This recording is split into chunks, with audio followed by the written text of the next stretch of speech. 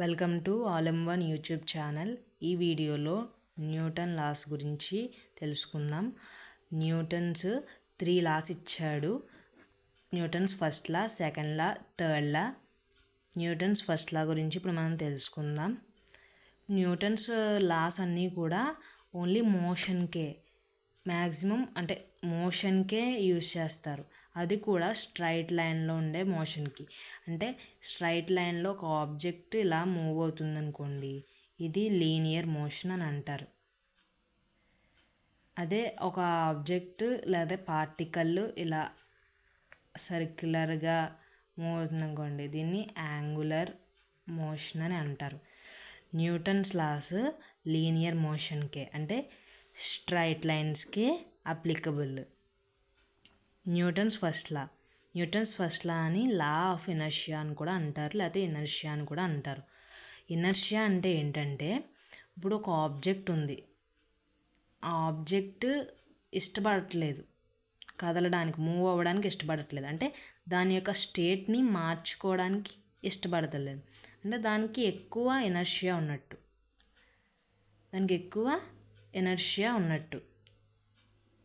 అని చెప్పొచ్చు మనం. అంటే ఎప్పుడు మన ఎక్కువగా ఇనర్షియా ఉంది అని చెప్పొచ్చు అంటే మాస్ ఎక్కువగా ఉన్నప్పుడు. అంటే ఇప్పుడు ఒక 1 kg ఆబ్జెక్ట్ ఉంది, దీన్ని మనం మూవ్ చేయాలంటే ఈజీగా మూవ్ అయిపోతుంది. కొంచెం ఫోర్స్ అప్లై చేస్తే అది తొందరగానే మూవ్ అయిపోతుంది. అదే ఒక 20 kgs ఆబ్జెక్ట్ ఉంది, దాన్ని మనం ఫోర్స్ అప్లై చేస్తున్నాం, దాన్ని మూవ్ చేయాలంటే మనకు చాలా కష్టం, అది మూవ్ అవ్వదు. మనం చాలా ట్రై చేస్తేనే అప్పుడు మూవ్ అవుతుంది. అంటే ఇప్పుడు దీనికి ఇనర్షియా 1% అంటే, దీనికి ఇనర్షియా 1% ఉందనుకుంటే, దీనికి ఇనర్షియా 20% ఉంటుంది. అంటే ఇనర్షియా అన్నది వెయిట్తో పాటు పెరుగుతుంది. అంటే మనం inertia is proportional to weight అని చెప్పొచ్చు. ఇప్పుడు మన న్యూటన్స్ లాస్కి వచ్చేస్తే, న్యూటన్స్ ఫస్ట్ లా ఏంటంటే, an object at rest remains at rest and an object in motion remains in motion at constant speed and in a straight line unless acted on by an unbalanced force or external force. అంటే ఏమీ లేదు. ఇప్పుడు ఒక object తీసుకున్నాము, ఏ అనే object తీసుకున్నాము. Remains at rest, ఇది ఒక రెస్ట్లో ఉంది. ఇప్పుడు ఈ పెన్నే తీసుకున్నాం అనుకోండి, ఇది రెస్ట్లోనే ఉంది. ఇది మనం ఇంకెంతసేపు ఉంచినా సరే అలా రెస్ట్లోనే ఉంటుంది. And an object in motion remains in motion at constant speed and in a straight line unless acted by an unbalanced force. అంటే ఇక్కడ ఈ పెన్ను, ఇది ఒక ఆబ్జెక్ట్ అనుకుంటే, ఈ పెన్ రెస్ట్లోనే ఉంటుంది. ఎప్పుడు వరకు? ఇప్పుడు నేను ఇక్కడ ఫోర్స్ అప్లై చేసి దాన్ని మూవ్ చేస్తున్నాను, మనం మూవ్ చేస్తుంటే మూవ్ అవుతుంది, మోషన్. దీన్ని ఫోర్స్ అప్లై చేసి నేను మూవ్ చేస్తున్నాను, మూవ్ అవుతుంది, అది మోషన్లోకి వెళ్ళింది, రెస్ట్లో ఉన్నది మోషన్లోకి వెళ్ళింది. కానీ మనం ఫోర్స్ ఏం అప్లై చేయలేదు, ఎక్స్టర్నల్ ఫోర్స్ ఏం అప్లై చేయలేదు, అది ఎంతసేపు ఉన్నా అలాగే ఉంటుంది. అదే ఎక్స్టర్నల్ ఫోర్స్ అప్లై చేసినప్పుడు మాత్రమే అది మోషన్లో, దాని స్టేట్ మార్చుకుంటుంది, మోషన్లోకి వెళ్తుంది. ఇదే అప్పుడు దాకా మాత్రం దాని స్టేట్లోనే ఉంటుంది. ఇదే న్యూటన్స్ ఫస్ట్ లా. ఇంకా ఎగ్జాంపుల్ చూస్తే, ఇప్పుడు రెస్ట్లో ఉంటే, ఇప్పుడు ఎగ్జాంపుల్ చూసాం కదా, మరి మోషన్లో ఉన్నది మోషన్లోనే ఉంటుంది, అది కూడా స్ట్రైట్ లైన్. మోషన్ స్ట్రైట్ లైన్లో మాత్రమే ఉండాలి. అంటే ఇప్పుడు ఒక బాల్ తీసుకొని మనం ఇక్కడ ఫోర్స్ అప్లై చేసాం, అది రోల్ అవుతూ వెళ్తూ ఉంది. వెళ్తూ ఉన్నప్పుడు అది ఎప్పటికీ అలా వెళ్తూ ఉండదు కదా, అది కొంచెం ఇక్కడికో లేకపోతే ఇక్కడికో వెళ్ళి ఆగిపోతుంది. ఇది ఎందుకు ఆగుతుంది అసలు? మరి ఆగకూడదు కదా. ఇప్పుడు దీని ప్రకారం, ఈ లా ప్రకారం మనం ఆగకూడదు. మోషన్లో ఉంటే స్ట్రైట్ లైన్లో ఓ మోషన్లో ఉన్న ఆబ్జెక్ట్ మోషన్లోనే ఉండాలి, ఆగకూడదు. కానీ ఇక్కడ ఏం చెప్పారు?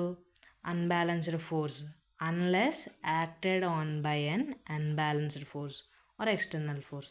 ఇక్కడ ఎక్స్టర్నల్ ఫోర్స్ ఏముంది, ఏమీ లేదు కదా, ఓన్లీ బాలే ఉంది. ఈ ఫోర్స్ ఎక్స్టర్నల్ ఫోర్స్ ఏంటంటే ఫ్రిక్షన్. ఇక్కడ friction is the external force. Friction ఫోర్స్కి ఆపోజిట్గా వర్క్ చేస్తుంది, అంటే ఫ్రిక్షన్ ఫోర్స్కి ఆపోజిట్గా వర్క్ చేస్తుంది అని రాయొచ్చు మనం కొన్ని సందర్భాల్లో. అదేంటే ఫ్రిక్షన్, ఇది బాల్ వెళ్తున్న బాల్ని ఇక్కడ ఫ్రిక్షనల్ ఫోర్స్ మళ్ళీ మనం ఎదరి నుంచి, ఇప్పుడు ఇది ఇలా వెళ్తుంది, ఈ డైరెక్షన్లో వెళ్తుంది, ఇక్కడ నుంచి మనం మళ్ళీ తోస్తలేదు కదా వచ్చి, అంటే ఇక్కడ ఫ్రిక్షనల్ ఫోర్స్ దేని ద్వారా యాక్ట్ అవుతుందంటే ఎయిర్ ద్వారా యాక్ట్ అవుతుంది. ఎయిర్ ద్వారానే యాక్ట్ అవుతుంది, లేకపోతే ఈ సర్ఫేస్ స్మూత్గా ఉంటే స్మూత్గా వెళ్ళిపోతుంది స్పీడ్గా, అంటే చాలా దూరం వెళ్తుంది. అదే సర్ఫేస్ కొంచెం రఫ్ సర్ఫేస్ అయితే అన్ఈవెన్గా ఉందనుకోండి, రఫ్ సర్ఫేస్ ఉంటే ఈ రఫ్ సర్ఫేస్ ఫ్రిక్షన్ని ఇంక్రీజ్ చేస్తుంది. ఆ ఫ్రిక్షన్ ఇంక్రీజ్ చేసి తొందరగా ఆగిపోయేలా చేస్తుంది. చూడండి, అందుకే మనం ఇప్పుడు ఈ సైకిల్ మీద వెళ్తున్నాం అనుకోండి, అన్ఈవెన్ రోడ్ ఉందనుకోండి, మన స్మూత్ రోడ్ ఉంది, మంచి రోడ్ ఉంది, ఒక తార్ రోడ్, కొత్తగా వేసిన తార్ రోడ్ ఉందనుకోండి, అప్పుడు మనం అలా వెళ్ళిపోవచ్చు, ఇంకా ఆగక్కర్లేదు. చాలా మన స్పీడ్ కూడా అలా ఉంటుంది, ఎక్కువ దూరం కూడా మనం సింపుల్గా వెళ్ళొచ్చు కొంచెం ఫోర్స్తోనే. అదే మొత్తం అన్ఈవెన్ రోడ్, మొత్తం గొతుకులు పడిపోయి గుంటలు పడిపోయి ఉందనుకోండి, అది మనం వెళ్ళడానికి ఇప్పుడు ఏ అనే పొజిషన్ నుంచి బి అనే పొజిషన్కి వెళ్ళడానికి అన్ఈవెన్గా ఉంటే మనకి చాలా ఎక్కువ టైం పట్టేస్తుంది. అది ఈవెన్గా ఉందనుకోండి స్పీడ్గా వెళ్ళిపోవచ్చు. ఇదే మనకి ఫ్రిక్షన్ వల్ల ఇది జరుగుతుంది కాబట్టి ఇది ఆగిపోతుంది, లేకపోతే ఆగదు. దీన్నే చెప్తున్నారు ఇక్కడ. అంటే మనం దీన్ని సింపుల్గా తెలుసుకోవాలంటే an object remains its state of rest or state of motion. అంటే మనం రెస్ట్లో ఉన్న బాడీ రెస్ట్లోనే ఉంటుంది, మోషన్లో ఉన్న బాడీ మోషన్లోనే ఉంటుంది. ఎప్పుడు దాకా అంటే బయట నుంచి, అంటే ఎక్స్టర్నల్గా మనం ఏదైనా ఫోర్స్ అప్లై చేసేంత వరకు దాని మీద అది అలాగే ఉంటుంది. ఇప్పుడు ఈ పెన్ ఇలా ఉన్నది ఇలాగే ఉంటుంది ఫోర్స్ అప్లై చేయకపోతే. ఈ బాల్ మోషన్లో ఉన్నది కూడా మోషన్లోనే ఉంటుంది. అంటే ఇక్కడ ఫ్రిక్షనల్ ఫోర్స్ లేకపోతే, ఫ్రిక్షనల్ ఫోర్స్ అనేది ఆపోజిట్గా ఎక్స్టర్నల్ ఫోర్స్గా యాక్ట్ చేస్తుంది. ఇది ఫ్రిక్షనల్ ఫోర్స్ అన్నది లేకపోతే ఇది అలా వెళ్తూనే ఉంటుంది. ఇదే సేమ్. ఇంకా న్యూటన్స్ ఫస్ట్ లా ఏం చెప్తుందంటే ఒక ఆబ్జెక్ట్ మోషన్లోనే ఉంటుంది, మోషన్లో ఉన్న ఆబ్జెక్ట్ మోషన్లోనే ఉంటుంది, రెస్ట్లో ఉన్న ఆబ్జెక్ట్ రెస్ట్లోనే ఉంటుంది, మనం ఎక్స్టర్నల్ ఫోర్స్ అప్లై చేసే వరకు. ఇంత సింపుల్, ఏం గుర్తుపెట్టుకోగలేదు, మీరు అస్సలు బై హార్ట్ చేయవలసిన అవసరం లేదు. ఇది సింపుల్గా ఒక బాడీ రెస్ట్లోనే ఉంటుంది ఏదైనా ఫోర్స్ అప్లై చేసేంత వరకు. ఒక బాడీ మోషన్లో ఉంది, మోషన్లోనే ఉంటుంది, ఇంకో ఫోర్స్ అప్లై చేసి దాన్ని ఆపేంత వరకు. ఇదే న్యూటన్స్ ఫస్ట్ లా. మీరు ఏ టాపిక్ కూడా బై హార్ట్ చేయకండి. బై హార్ట్ చేస్తే మీకు అర్థమూ అవ్వదు, ఎగ్జామ్స్లో కూడా రాయలేరు. సో దీన్ని న్యూటన్స్ ఫస్ట్ లా అని మనం F net = 0 అని చెప్తాము.